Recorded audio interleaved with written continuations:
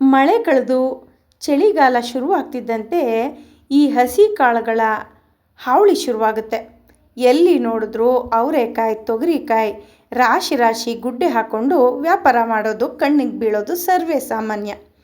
ಅದರಲ್ಲೂ ಈ ತೊಗರಿಕಾಯಿ ಇದೆಯಲ್ಲ, ತುಂಬ ರುಚಿ. ಆದರೆ ಬಿಡಿಸೋದು ಮಾತ್ರ ಬ್ರಹ್ಮಗಂಟು ಅಂತಾರಲ್ಲ ಹಾಗೆ. ಬಿಡಿಸೋದು ಕಷ್ಟ, ಆದರೆ ಟೇಸ್ಟ್ ಮಾತ್ರ ಸೂಪರಾಗಿರುತ್ತೆ. ನೋಡಿ, ಹೀಗೆ ಸಿಪ್ಪೆ ತೆಗೆದು ನಾನು ಕಾಳನ್ನು ಸಪ್ರೇಟ್ ಮಾಡಿ ಇಟ್ಕೋತಾ ಇದ್ದೀನಿ. ಶುರುವಿನಲ್ಲಿ ಹುಳ ಏನೂ ಇರೋದಿಲ್ಲ. ಬರ್ತಾ ಬರ್ತಾ ಸ್ವಲ್ಪ ಹುಳುಕಿರುತ್ತೆ, ಹುಳಗಳಿರುತ್ತೆ, ನೋಡಿಕೊಂಡು ನಾವು ಬಿಡಿಸ್ಕೋಬೇಕಾಗುತ್ತೆ. ಇವತ್ತು ನಾಟಿ ಸ್ಟೈಲ್ ತೊಗರಿಕಾಳು ಸಾಂಬಾರು ಹೇಗೆ ಮಾಡೋದು ನೋಡೋಣವಾ? ಬಿಡಿಸಿರೋ ಕಾಳನ್ನು ಕುಕ್ಕರ್ ಪಾತ್ರೆಗೆ ಹಾಕಿ ನೀರು ಸ್ವಲ್ಪವೇ ಸ್ವಲ್ಪ ಉಪ್ಪು ಹಾಕಿ 2 ವಿಷಲ್ ಹೊಡೆಸ್ಕೋಬೇಕು. ನೆನಪಿರಲಿ, ಹಸಿ ಕಾಳು ಆದರೂ ಸಹ ಕುಕ್ಕರ್ಗೆ ಹಾಕಬೇಕು ನಾವು, ಇಲ್ಲದಿದ್ದರೆ ಬೇಯೋದಿಲ್ಲ. ಕಾಳು ಬೇಯೋ ತನಕ ಪಕ್ಕದಲ್ಲಿ ಒಂದು ಬಾಣಲಿ ಇಟ್ಟು, ಬಾಣಲಿಗೆ 1 ಸ್ಪೂನ್ ಎಣ್ಣೆ, ಮೀಡಿಯಮ್ ಸೈಜ್ 3 ಈರುಳ್ಳಿ ಹಾಕಿ, ಜೊತೆಗೆ 2 ಸ್ಪೂನ್ ಅಕ್ಕಿ ಹಾಕಿ ಹುರ್ಕೋತಾ ಇದ್ದೀನಿ. ಅಕ್ಕಿ ಹಾಕುವ ಉದ್ದೇಶ ಸಾಂಬಾರು ಸ್ವಲ್ಪ ತಿಕ್ಕಾಗಿ ಬರಲಿ ಅಂತ. ನಾನು ಅರ್ಧ kg ತೊಗರಿಕಾಯಿ ತೊಗೊಂಡಿದ್ದೆ, ಅದಕ್ಕೆ 3 ಮೀಡಿಯಮ್ ಸೈಜ್ ಈರುಳ್ಳಿ ತೊಗೊಂಡಿದ್ದೀನಿ. ನೋಡಿ, ಈರುಳ್ಳಿ ಫ್ರೈ ಆಗ್ತಿದೆ.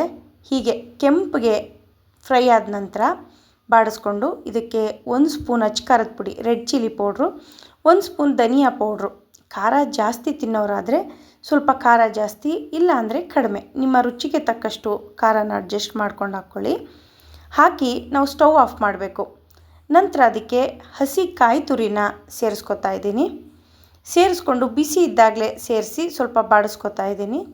ಇದಕ್ಕೆ ಚಕ್ಕೆ, ಲವಂಗ, 2 ಲವಂಗ, ಒಂಚೂರು ಚಕ್ಕೆ ಹಾಕ್ಕೋತಾ ಇದ್ದೀನಿ. 1 ಇಂಚು ಶುಂಠಿನ ಸೇರಿಸ್ಕೊತಾ ಇದ್ದೀನಿ. ಜೊತೆಗೆ ಸ್ವಲ್ಪ ಕೊತ್ತಂಬರಿ ಸೊಪ್ಪನ್ನು ಹಾಕಿ ಮಿಕ್ಸಿ ಜಾರಿಗೆ ಹಾಕಿ ನುಣ್ಣಗೆ ರುಬ್ಕೋಬೇಕಾಗುತ್ತೆ. ಇಲ್ಲಿ ಒಂದು ಪಾತ್ರೆನ ಕಾಯೋಕ್ಕಿಟ್ಟು 2 ಸ್ಪೂನು ಎಣ್ಣೆ ಹಾಕ್ತಾಯಿದ್ದೀನಿ. ಎಣ್ಣೆ ಕಾದಿದೆ. ಒಗ್ಗರಣೆಗೆ ಸಾಸಿವೆ, ಬೆಳ್ಳುಳ್ಳಿ ಮತ್ತು ಒಣಮೆಣ್ಸಿನ್ಕಾಯಿಯನ್ನು ಹಾಕಿ ಒಗ್ಗರಣೆ ಕೊಡಬೇಕು. ಸಾಸಿವೆ ಹಾಕಿದ್ದೀನಿ, ಸಾಸಿವೆ ಸಿಡಿತಾ ಇದೆ. ಈಗ ಬೆಳ್ಳುಳ್ಳಿ ಹಾಕಿ ಬೆಳ್ಳುಳ್ಳಿ ಕೆಂಪಗಾಗೋ ತನಕ ಬಾಡಿಸ್ಕೋಬೇಕು. ನೋಡಿ, ಬೆಳ್ಳುಳ್ಳಿ ಕೆಂಪಗಾಗಿದೆ. ಈಗ ನಾನು ಇದಕ್ಕೆ ಉದ್ದುದ್ದಕ್ಕೆ ಹೆಚ್ಚಿಟ್ಕೊಂಡಿರೋ ಬದನೆಕಾಯನ್ನು ಸೇರಿಸ್ಕೊತಾ ಇದ್ದೀನಿ. ಒಗ್ಗರಣೆಗೆ ಹಾಕಬೇಕು ಬದನೆಕಾಯಿ ಹಾಕಿ ಬದನೆಕಾಯಿಯನ್ನು ಬಾಡಿಸ್ಕೋಬೇಕು. ಬದನೆಕಾಯಿ ಫ್ರೈ ಆಗ್ತಿದೆ. ಬದನೆಕಾಯಿ ಬಾಡಿದ ನಂತರ ಒಂದು 4 ಟೊಮೊಟೊನ ಕಟ್ ಮಾಡಿ ಒಗ್ಗರಣೆಗೆ ಸೇರಿಸ್ತಿದ್ದೀನಿ. ನೀವು ಬೇಕಿದ್ದರೆ ಟೊಮೊಟೊನ ರುಬ್ಕೋಬೋದು. ರುಬ್ಬಕ್ಕೆ ಹಾಕಿದ್ರೆ 1 ಟೊಮೊಟೊ ಕಡಿಮೆ ಹಾಕಿ. ನೋಡಿ, ಇಲ್ಲಿ ಟೊಮೊಟೊ ಮತ್ತು ಬದನೆಕಾಯಿ 2 ಫ್ರೈ ಆಗಿದೆ. ಇದಕ್ಕೆ ನಾನು ಬೇಯಿಸಿಟ್ಟಿದ್ನಲ್ಲ ಕಾಳು, ನೀರಿನ ಸಮೇತ ಹಾಕ್ತಾಯಿದ್ದೀನಿ. ನಂತರ ರುಬ್ಬಿದ ಮಸಾಲೆನ ಸೇರಿಸ್ತಾ ಇದ್ದೀನಿ.